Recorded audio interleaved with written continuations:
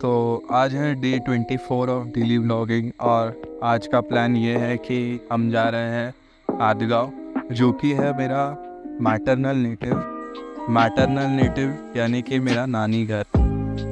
तो मेरे नानी घर जो गांव है आदगांव, वहाँ पे स्पेसिफिकली एक अलग ही ट्रेडिशन फॉलो किया जाता है गणेश चतुर्थी के सेलिब्रेशंस के लिए। ये विलेज वैसे तो तालुका और ज़िला से काफ़ी दूर है।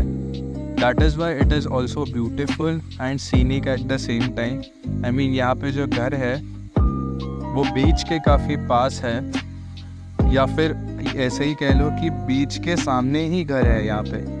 तो इतना ब्यूटीफुल है यहाँ का location.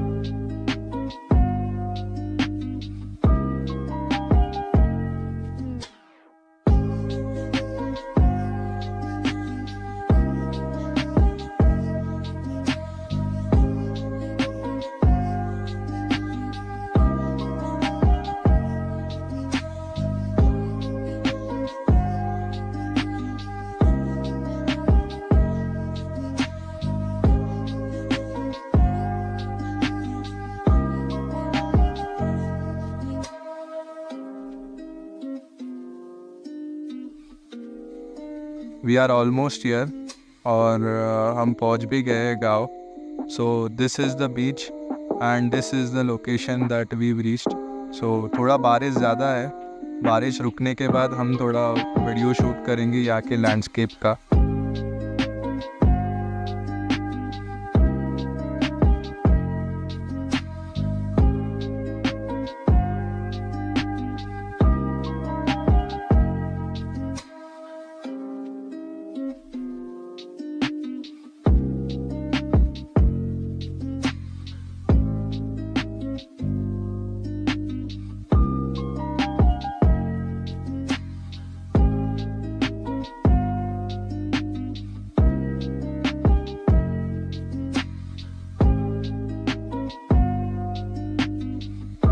Sunsets like these is a normal occasion for the people staying here।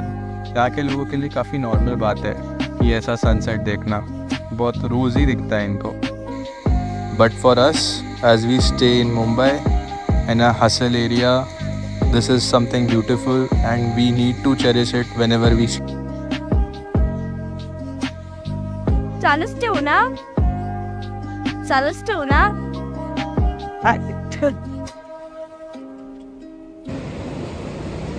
इथे काफी बस।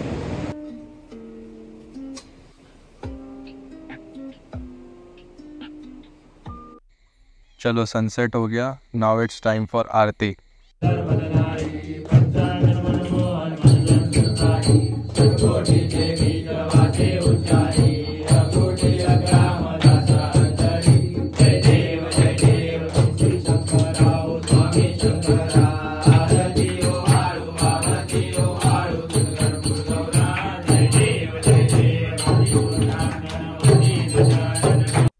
यहाँ एक ट्रेडिशन है कि यहाँ आरती होने के बाद खाना खा के सब एक साथ मिलके भजन करते हैं।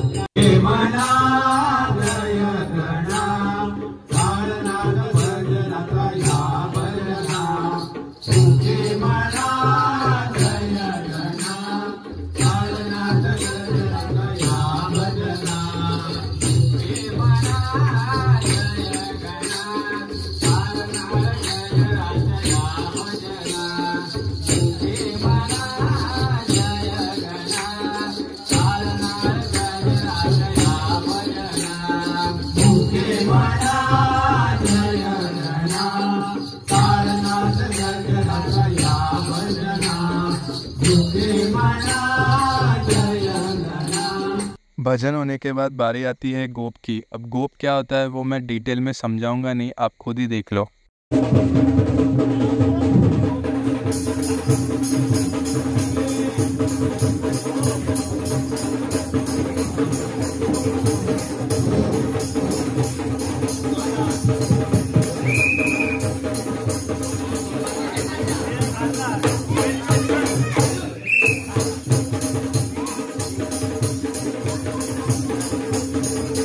ए बाबे हट।